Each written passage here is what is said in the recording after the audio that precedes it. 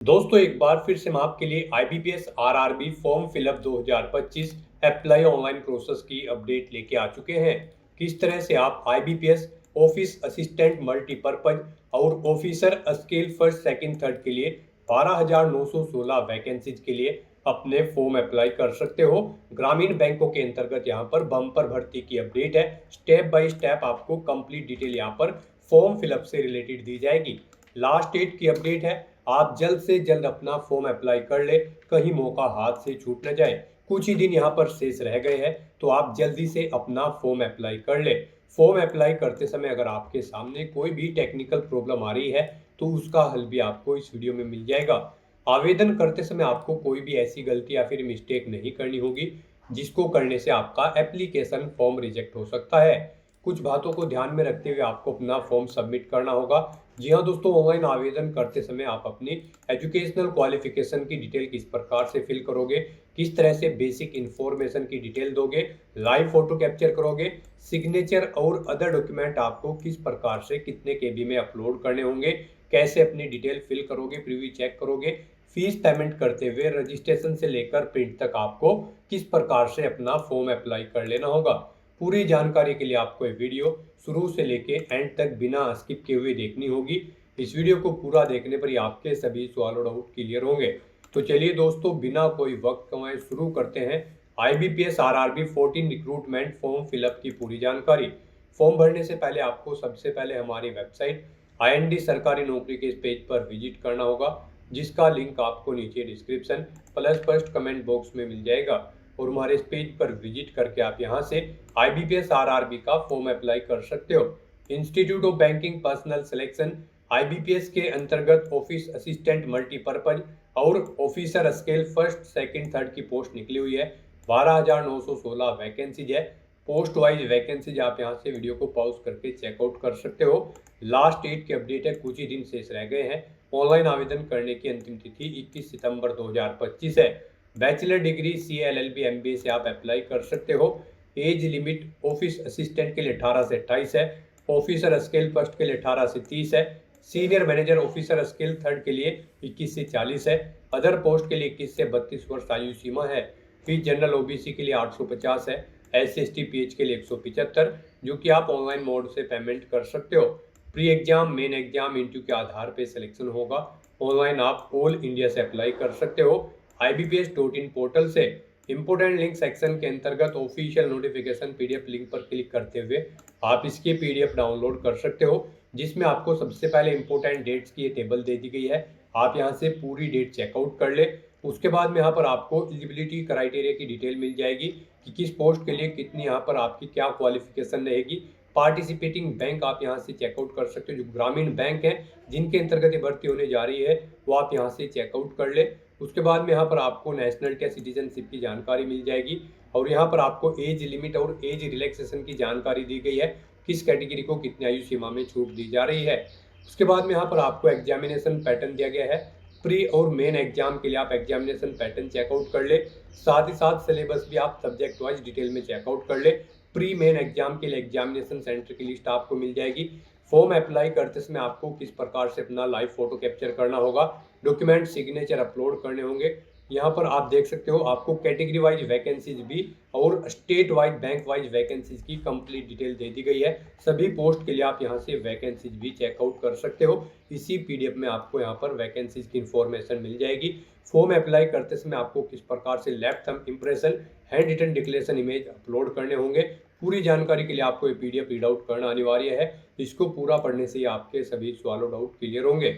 PDF read out करने के बाद में आपको अप्लाई ऑनलाइन लिंक पर क्लिक करना होगा, तो आपके सामने ऑनलाइन आवेदन करने का ये ऑफिशियल पोर्टल ओपन हो जाएगा। गाइस, यहाँ पर आने के बाद आपको दो लिंक प्रोवाइड कराए गए हैं। यहाँ पर अगर आप ऑफिस असिस्टेंट मल्टीपर्पज की पोस्ट के लिए अप्लाई करना चाहते हैं तो आप इस लिंक पर क्लिक करें, और अगर आप यहाँ पर ऑफिसर स्केल फर्स्ट सेकंड या फिर थर्ड के लिए अप्लाई करना चाहते हैं तो आप इस सेकंड लिंक पर क्लिक कर दें। हम यहाँ पर आपको ऑफिस असिस्टेंट मल्टीपर्पज की पोस्ट के लिए अप्लाई करके दिखा रहे हैं। यहाँ पर ऑफिसर स्केल फर्स्ट सेकंड और थर्ड की पोस्ट के लिए भी सेम अप्लाई होगा। बस यहाँ पर आपको क्वालिफिकेशन पोस्ट के अकॉर्डिंग देनी होगी, बाकी सब प्रोसेस यहाँ पर सेम रहेगा। तो यहाँ पर आप जिस भी पोस्ट के लिए अप्लाई करना चाहते हैं उसके लिंक पर क्लिक करें, आपके सामने कुछ इस तरह से इंटरफेस ओपन होगा।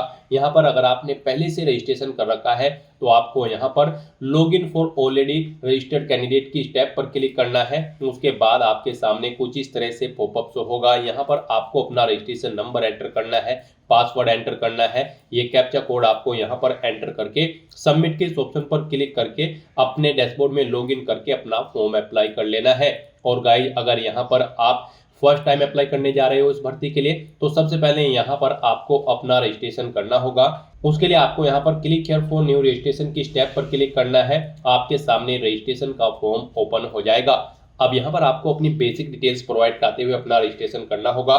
गाइस, यहाँ पर इस भर्ती में अप्लाई करने के लिए आपको इन स्टेप्स को कंप्लीट करना होगा। पहले आपको अपनी बेसिक इन्फॉर्मेशन देते हुए अपना रजिस्ट्रेशन करना है, फिर फोटो और सिग्नेचर अपलोड करने हैं, अपनी डिटेल प्रोवाइड करनी है, फॉर्म का प्रीव्यू चेकआउट करना है, अपने डॉक्यूमेंट्स अपलोड करने हैं और फीस पेमेंट करते हुए यहाँ पर आपको अपना फॉर्म सबमिट कर देना है। तो इन स्टेप्स को आपको कंप्लीट करते हुए इस भर्ती के लिए अपना फॉर्म अप्लाई करना है।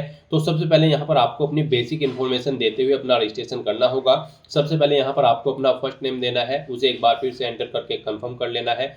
फिर आप अपना मिडिल नेम लास्ट नेम यहाँ पर एंटर करें और उन्हें भी कंफर्म कर लें। और अगर आपके मिडिल नेम लास्ट नेम नहीं है तो आप इन्हें खाली छोड़ सकते हैं। फिर यहाँ पर आप जो नाम प्रोवाइड कराएंगे उसके अकॉर्डिंग यहाँ पर आपको आपका कंप्लीट नेम शो कर दिया जाएगा। उसके बाद यहाँ पर गाइस आपको अपना मोबाइल नंबर एंटर करना है, उसे एक बार फिर से एंटर करके कंफर्म कर लेना है। फिर यहाँ पर आपको अपना कोई अल्टरनेट मोबाइल नंबर एंटर कर देना है, अगर आपके पास है, नहीं है तो आप इस कॉलम को खाली छोड़ सकते हैं। फिर यहाँ पर आपको अपनी ईमेल आईडी एंटर करनी है। ईमेल आईडी के शुरू के कैरेक्टर यहाँ पर आपको एंटर करने होंगे और यहाँ पर इस कॉलम में से आपको डोमेन नेम सेलेक्ट कर लेना होगा जिस पर आपकी ईमेल आईडी है, जैसे कि जीमेल, हॉटमेल या फिर याहू मेल। आप यहाँ से वो ऑप्शन सेलेक्ट कर लें। उसके बाद यहाँ पर आपको कंप्लीट ईमेल आईडी अपनी टाइप करनी है, ये सिक्योरिटी कोड आपको यहाँ पर एंटर करना है और उसके बाद फिर गाइस आपको यहाँ पर सेव एंड नेक्स्ट के इस ऑप्शन पर क्लिक कर देना है।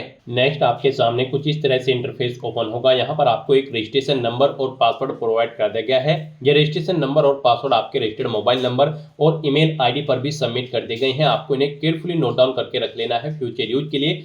और यहाँ पर गाइस अब आपको अपना फोटो अपलोड करना है, लाइव फोटो कैप्चर करना है और अपने सिग्नेचर आपको यहाँ पर अपलोड करने हैं। इनके लिए यहाँ पर आपको गाइडलाइन दी गई है।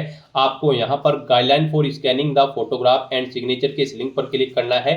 आपके सामने पीडीएफ ओपन हो जाएगी, यहाँ से आप चेकआउट कर सकते हो। आपका जो फोटोग्राफ होगा उसकी डायमेंशन यहाँ पर 4.5 सेंटीमीटर इंटू 3.5 सेंटीमीटर होनी चाहिए। 20 केबी से 50 केबी के बीच में आपका फोटो होना चाहिए। जेपीजी या फिर जेपीजी फॉर्मेट में आपका फोटो होना चाहिए जो फोटो आप अपलोड करोगे।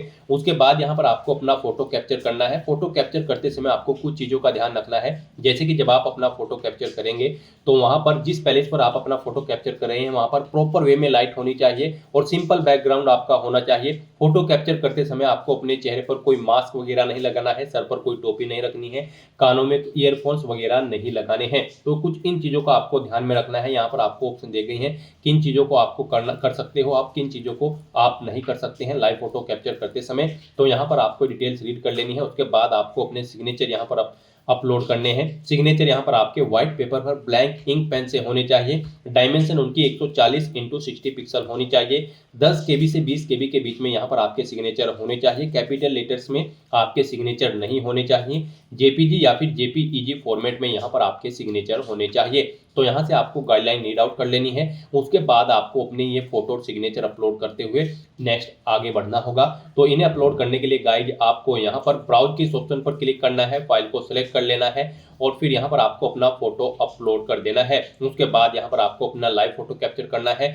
आप कैप्चर फोटो के ऑप्शन पर क्लिक करें और अपने वेब कैमरा या फिर मोबाइल फोन के थ्रू अपना लाइव फोटो कैप्चर कर लें, या फिर आप यहाँ पर क्लिक हियर टू स्कैन के ऑप्शन पर क्लिक करें। ये क्यूआर कोड आपको शो होगा, इसे आप अपने मोबाइल फोन से स्कैन करें जो स्कैन रीडर आपके मोबाइल फोन में है और फिर आप यहाँ पर अपना लाइव फोटो कैप्चर कर लें। उसके बाद यहाँ पर आपको अपने सिग्नेचर अपलोड करने हैं। सिग्नेचर अपलोड करने के लिए भी आपको ब्राउज के ऑप्शन पर क्लिक करना है, फाइल को सिलेक्ट कर लेना है और अपने सिग्नेचर यहाँ पर आपको अपलोड कर देने हैं। उसके बाद आपको इन चेक बॉक्सेस को ओके करना है। यहाँ पर जो चेक बॉक्सेस दिए गए हैं उसके बाद गाइस फिर आपको इस पेज को नीचे स्क्रॉल डाउन करते हुए नेक्स्ट के ऑप्शन पर क्लिक कर देना है। नेक्स्ट यहाँ पर आपको अपनी बेसिक डिटेल प्रोवाइड करनी है। सबसे पहले यहाँ पर आप अपनी कैटेगरी सिलेक्ट करें, आप जिस कैटेगरी से बिलोंग करते हैं। उसके बाद यहाँ पर आपसे पूछा गया कि क्या आप पीडब्ल्यूबीडी कैंडिडेट हैं और आपकी डिसेबिलिटी 40% से अबव है। अगर है तो आप यस करेंगे, अपनी डिसेबिलिटी का टाइप सेलेक्ट करेंगे, फिर यहाँ पर आप अपनी सब डिसेबिलिटी सेलेक्ट करेंगे और फिर यहाँ पर अपनी डिसेबिलिटी आप बताएंगे कि आपकी किस तरह की डिसेबिलिटी है, आप डीफ है, हार्ड ऑफ हियरिंग है। उसके बाद यहाँ पर आपको अपनी सब टाइप ऑफ मल्टीपल डिसेबिलिटी अगर आपको है तो उसकी डिटेल देनी होगी। और अगर गाइस यहाँ पर आपको डिसेबिलिटी नहीं है, आप यहाँ पर विकलांगता के दायरे में नहीं आते हैं, तो आपको नो ऑप्शन सेलेक्ट कर लेना है, फिर आपको ये आगे की डिटेल प्रोवाइड नहीं करानी है।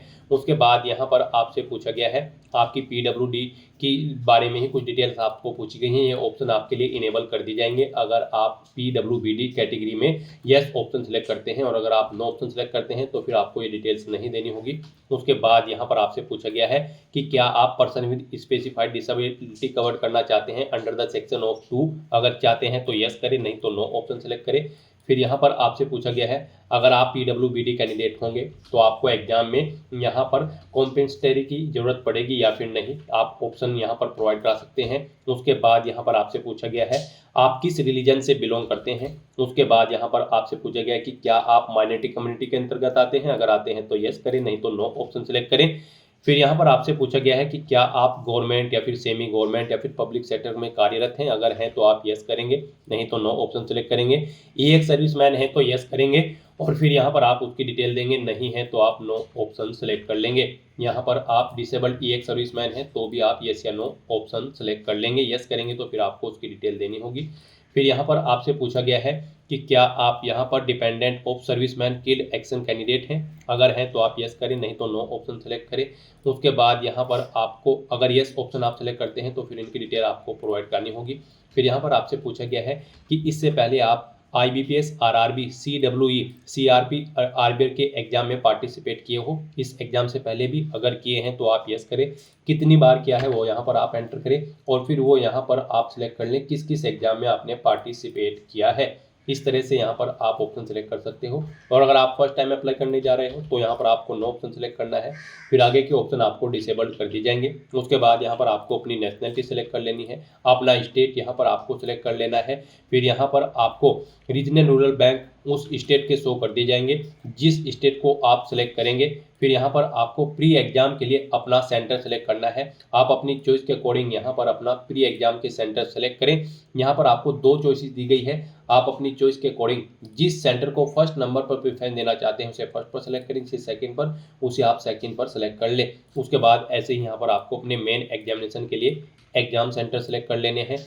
फिर यहाँ पर आपसे पूछा गया है आप एग्जाम के दौरान अपनी कौन सी आईडी प्रूफ अपने साथ लेकर जाएंगे। आपके पास यहाँ पर आईडी प्रूफ है तो आप इस चेकबॉक्स को ओके करें, यहाँ पर अपना आईडी प्रूफ कोई भी सिलेक्ट करें, जैसे कि आधार कार्ड, पैन कार्ड, पासपोर्ट या फिर ड्राइविंग लाइसेंस, आप अपने अकॉर्डिंग ऑप्शन सेलेक्ट करें, उस आईडी प्रूफ का नंबर यहाँ पर दें। फिर यहाँ पर आपको अपने एग्जाम पेपर्स का मीडियम सेलेक्ट कर लेना है, किस लैंग्वेज में आप अपना एग्जाम पेपर चाहते हैं, इंग्लिश एंड हिंदी, इंग्लिश या फिर उर्दू। यहाँ पर 2 ऑप्शन आपको दिए हैं, इंग्लिश और हिंदी में आपका पेपर होगा, इंग्लिश और उर्दू। आप अपनी चॉइस के अकॉर्डिंग जिस भी लैंग्वेज में अपना क्वेश्चन पेपर चाहते हैं वो यहाँ पर आप सेलेक्ट कर ले। फिर यहाँ पर आपको अपनी पर्सनल डिटेल देनी है, यहाँ पर आप अपनी डेट ऑफ बर्थ सेलेक्ट करें। उसके बाद यहाँ पर आपसे पूछा गया है आपका जेंडर, आप अपना जेंडर सेलेक्ट करें, मेल, फीमेल या फिर ट्रांसजेंडर। अपना मैरिटल स्टेटस बताएं, आप मैरिड हो, अनमैरिड हो, विडो हो या फिर विडोवर। उसके बाद यहाँ पर आपको अपना आधार कार्ड नंबर एंटर करना है। आप यहाँ पर आधार कार्ड का वेरिफिकेशन के लिए सहमति प्रदान करते हैं तो यहाँ पर आप येस या नो ऑप्शन सेलेक्ट करें। अपना पैन कार्ड नंबर यहाँ पर आप एंटर करना चाहते हैं तो वो आप एंटर कर दें। फिर यहाँ पर आपसे पूछा गया है कि क्या आपके जुड़वा भाई बहन हैं, अगर हैं तो आप यस करेंगे, उनका जेंडर सेलेक्ट करेंगे और उनका नाम देंगे, नहीं है तो आप नो ऑप्शन सेलेक्ट करेंगे। फिर आगे के ऑप्शन आपको ये डिसेबल्ड कर दिए जाएंगे।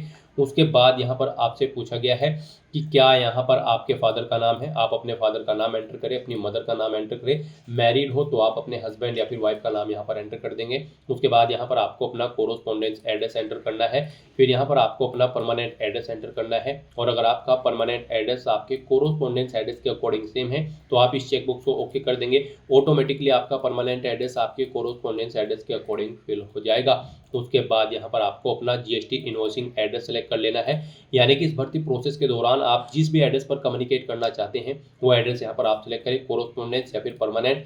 उसके बाद यहाँ पर आपको आपकी कैटेगरी के अकॉर्डिंग एप्लीकेशन फीस का अमाउंट शो कर दिया गया है। इस तरह से यहाँ पर आपको अपनी सभी डिटेल्स केयरफुली फिल कर देनी है, उन्हें चेकआउट कर लेना है और उसके बाद गाइस यहाँ पर आपको वैलिडेट योर डिटेल के इस ऑप्शन पर क्लिक करके अपनी डिटेल्स वैलिडेट कर लेनी है और फिर आपको सेव एंड नेक्स्ट के इस ऑप्शन पर क्लिक कर देना है। नेक्स्ट यहाँ पर आपको अपनी क्वालिफिकेशन, एक्सपीरियंस और लैंग्वेजेस की डिटेल प्रोवाइड करनी है। गाइस आप ऑफिशियल नोटिफिकेशन में से चेकआउट कर सकते हो किस पोस्ट के लिए क्या आपकी क्वालिफिकेशन रिक्वायर्ड है। तो यहाँ पर हम आपको ऑफिस असिस्टेंट मल्टीपर्पज की पोस्ट के लिए अप्लाई करके दिखा रहे हैं। इस पोस्ट पर अप्लाई करने के लिए आपके पास बैचलर डिग्री होनी चाहिए किसी भी डिसिप्लिन के अंतर्गत किसी वेल रिकॉग्नाइज्ड यूनिवर्सिटी से। साथ ही साथ यहाँ पर आप जिस भी स्टेट के लिए अप्लाई कर रहे हैं उसकी लोकल लैंग्वेज आपको आनी चाहिए, कंप्यूटर की वर्किंग नॉलेज आपको होनी चाहिए और अगर आप ऑफिसर स्केल फर्स्ट की पोस्ट के लिए अप्लाई कर रहे हैं तो आपके पास बैचलर डिग्री होनी चाहिए किसी भी डिसिप्लिन के अंतर्गत। और अगर इन डिसिप्लिन के अंतर्गत आपके पास डिग्री है तो फिर यहाँ पर आपको प्रेफरेंस दिया जाएगा, जैसे कि agriculture, horticulture, forestry, animal husbandry. In discipline के अंतर्गत अगर आपके पास डिग्री होगी तो फिर आपको प्रेफरेंस दिया जाएगा। यहाँ पर ऐसे ही आप सभी पोस्ट के लिए अपनी क्वालिफिकेशन चेकआउट कर सकते हो। ऑफिसर स्केल सेकंड और थर्ड के लिए भी आप चेकआउट कर सकते हो। सभी के लिए यहाँ पर बैचलर डिग्री रिक्वायर्ड है रिलेवेंट सब्जेक्ट के अंतर्गत, तो यहाँ से आप चेकआउट करें। ऑफिस असिस्टेंट मल्टीपर्पज की पोस्ट पर अप्लाई करने के लिए आपके पास केवल ग्रेजुएट डिग्री होनी जरूरी है,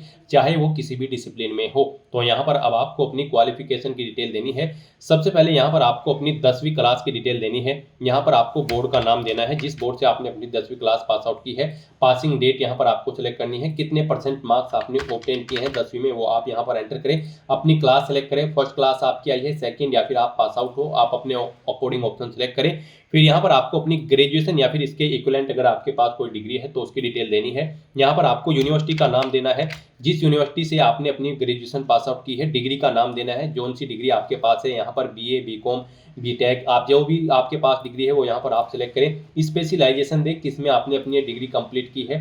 पासिंग डेट सेलेक्ट करें, परसेंटेज एंटर करें, कितने परसेंट मार्क्स आपने ग्रेजुएशन में ऑब्टेन किए हैं, आपकी फर्स्ट क्लास है, सेकंड है या फिर थर्ड है, वो यहाँ पर आप ऑप्शन सेलेक्ट करें।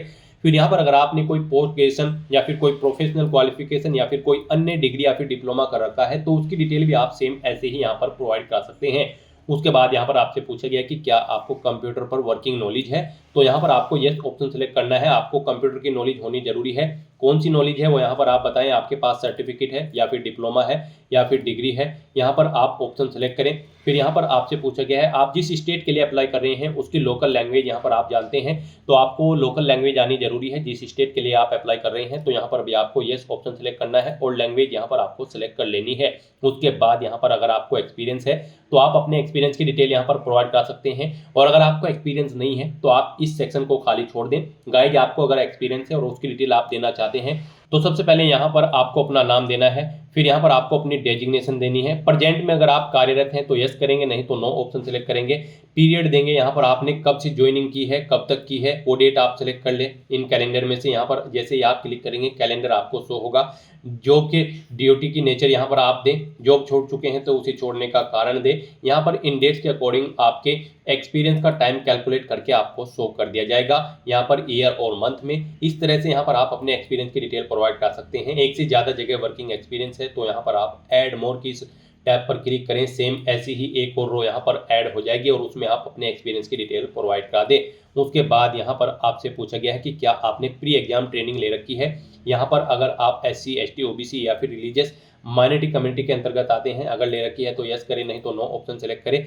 फिर यहाँ पर आपसे पूछा गया है कि क्या आपको कभी कोई फाइन या फिर कन्विक्शन या फिर डिटेंशन किया गया है, अगर किया गया है तो यस करें और फिर यहाँ पर उसकी डिटेल दें, नहीं किया गया है तो नो ऑप्शन सेलेक्ट करें। उसके बाद यहाँ पर आपको अपनी लैंग्वेज की डिटेल देनी है। यहाँ पर आप लैंग्वेज सेलेक्ट करें जो लैंग्वेज आप जानते हैं, उसके बाद उसे आप रीड, राइट, स्पीक जो भी करना जानते हैं वो ऑप्शन यहाँ पर आप इनेबल कर दें। इस तरह से यहाँ पर आपको अपनी लैंग्वेज सेलेक्ट करते लेनी है। आप जितनी भी लैंग्वेज यहाँ पर जानते हैं, हिंदी लैंग्वेज आनी यहाँ पर आपके लिए मस्ट है, कम से कम हिंदी लैंग्वेज आपको आनी चाहिए। इस तरह से आप हिंदी और इंग्लिश की डिटेल प्रोवाइड कर देंगे। फिर उसके बाद अगर इनके अलावा भी आपको कोई लैंग्वेज आती है तो आप अदर ऑप्शन पर क्लिक करेंगे, यहाँ पर उस लैंग्वेज का नाम देंगे और उसकी डिटेल प्रोवाइड करा देंगे। इस तरह से अपनी क्वालिफिकेशन, एक्सपीरियंस और लैंग्वेज की डिटेल प्रोवाइड कराने के बाद गाइड फिर आपको यहाँ पर वैलिडेट योर डिटेल के ऑप्शन पर क्लिक करके अपनी सभी डिटेल्स वैलिडेट कर लेनी है और उसके बाद फिर आपको यहाँ पर सेव एंड नेक्स्ट के ऑप्शन पर क्लिक कर देना है। नेक्स्ट आपने पीछे अब तक जो डिटेल प्रोवाइड कराई है उसका पूरा प्रीव्यू आपको शो कर दिया गया है। आपको सभी डिटेल्स केयरफुली चेकआउट करनी है, पेज को नीचे स्क्रॉल डाउन करना है, डिक्लेरेशन सेक्शन में आना है, आई एग्री के चेकबॉक्स को ओके करना है और फिर यहाँ पर आपसे पूछा गया है आपने जो फॉर्म फिल किया है उसमें आपका नाम और आपका जो आईडी प्रूफ है उसमें आपका नाम मैच है, सेम है, तो आप इस चेकबॉक्स को ओके करेंगे और अगर अलग अलग है तो आप इस सेकंड चेकबॉक्स को ओके करेंगे। तो यहाँ पर आपको अपने अकॉर्डिंग इन दोनों चेकबॉक्सेस में से चेकबॉक्स को ओके करना है और उसके बाद गाइड यहाँ पर आपको कंप्लीट रजिस्ट्रेशन के इस ऑप्शन पर क्लिक कर देना है। नेक्स्ट यहाँ पर आपको अपने डॉक्यूमेंट अपलोड करने हैं। यहाँ पर आपको अपना left thumb impression, handwritten declaration document और 10वीं क्लास का सर्टिफिकेट आपको अपलोड करना है। इनके लिए भी आपको गाइडलाइन दी गई है। गाइड यहाँ पर आप गाइडलाइन फॉर डॉक्यूमेंट अपलोड के इस लिंक पर क्लिक करें, आपके सामने यही पीडीएफ ओपन होगी जो स्टार्टिंग में हुई थी। यहाँ पर आप चेकआउट कर सकते हो। आपका लेफ्ट थंब इंप्रेशन जो होगा वो यहाँ पर जेपीजी या फिर जेपीजी फॉर्मेट में होना चाहिए उस फाइल का टाइप, और यहाँ पर डायमेंशन उसकी 240 × 240 पिक्सल होनी चाहिए। 20 KB से 50 KB के बीच में आपकी फाइल का साइज होना चाहिए। और जो हैंड रिटन डिक्लेरेशन डॉक्यूमेंट होगी यानी कि इमेज होगी वो भी जेपीजी या फिर जेपीजी फॉर्मेट में होनी चाहिए। 800 × 400 पिक्सल यहाँ पर उसकी डायमेंशन होनी चाहिए। 50 KB से 100 KB के बीच में आपका हैंड रिटन डिक्लेरेशन डॉक्यूमेंट होना चाहिए। और आपको जो 10वीं क्लास का सर्टिफिकेट होगा उसका साइज 500 KB से कम होना चाहिए। पीडीएफ फॉर्मेट में आपकी ये फाइल यहाँ पर होनी चाहिए। तो यहाँ पर आपको दी गई गाइडलाइन के अकॉर्डिंग अपने इन डॉक्यूमेंट को अपलोड कर देना है, अदरवाइज आपका फॉर्म यहाँ पर रिजेक्ट हो सकता है अगर दी गई गाइडलाइन के अकॉर्डिंग आप अपने इन डॉक्यूमेंट को अपलोड नहीं करेंगे। तो यहाँ पर अपने इन डॉक्यूमेंट्स को अपलोड करने के लिए आपको चूज फाइल के ऑप्शन पर क्लिक करना है, फाइल को सिलेक्ट कर लेना है और अपने इन तीनों डॉक्यूमेंट्स को यहाँ पर आपको अपलोड कर देना है। उसके बाद यहाँ पर आपसे पूछा गया है कि क्या आप कंफर्म करते हैं, यहाँ पर आपने जो डॉक्यूमेंट अपलोड किए हैं वो वैलिड है तो आप इस चेकबॉक्स को ओके कर दें। उसके बाद यहाँ पर आपसे पूछा गया है कि क्या आप डिजी लॉकर से कनेक्ट करके अपनी डिटेल यहाँ पर फैच करना चाहते हैं ये तीनों डॉक्यूमेंट। अगर चाहते हैं तो आप यस ऑप्शन सेलेक्ट करेंगे और अपने डॉक्यूमेंट्स यहाँ पर अपनी user ID, password details confirm करते हुए डिजी लॉकर अकाउंट में आप इन्हें फैच कर लेंगे।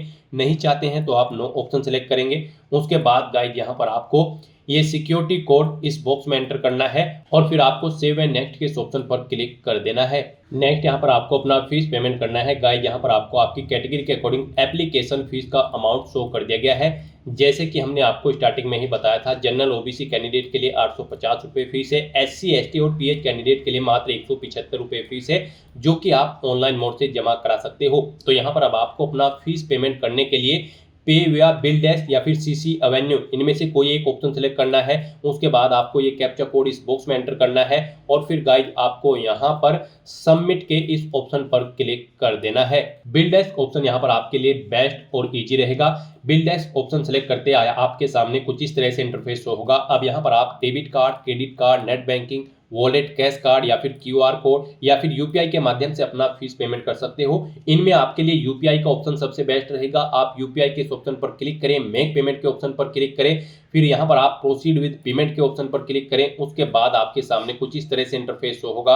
अब गाइस यहाँ पर अगर आप अपनी UPI आईडी के थ्रू फीस पेमेंट करना चाहते हैं तो यहाँ पर आप अपनी UPI आईडी एंटर करें, मेक पेमेंट के ऑप्शन पर क्लिक करें और अपना फीस पेमेंट कर दें। या फिर आप यहाँ पर क्लिक हियर टू स्कैन के इस ऑप्शन पर क्लिक करें, आपके सामने ये QR कोड शो होगा, आप इसे अपने UPI से स्कैन करें और अपना फीस पेमेंट कर दें। सक्सेसफुली फीस पेमेंट करने के बाद यहाँ पर आपके एप्लीकेशन फॉर्म को भरने की सभी टास्क कंप्लीट हो जाएगी। उसके बाद आपको अपने एप्लीकेशन फॉर्म का एक हार्ड कॉपी प्रिंट आउट ले लेना है फ्यूचर यूज के लिए, फ्यूचर रेफरेंस के लिए। तो दोस्तों ऐसे आप IBPS RRB 14 के लिए अपने फॉर्म अप्लाई कर सकते हो बिना कोई मिस्टेक किए हुए। आज की इस वीडियो में बस इतना ही। आई होप ये वीडियो आपको पसंद आई होगी। अगर पसंद आई हो तो इसे लाइक और शेयर करें, चैनल पर नए हो तो इसे सब्सक्राइब कर लें। Thanks for watching.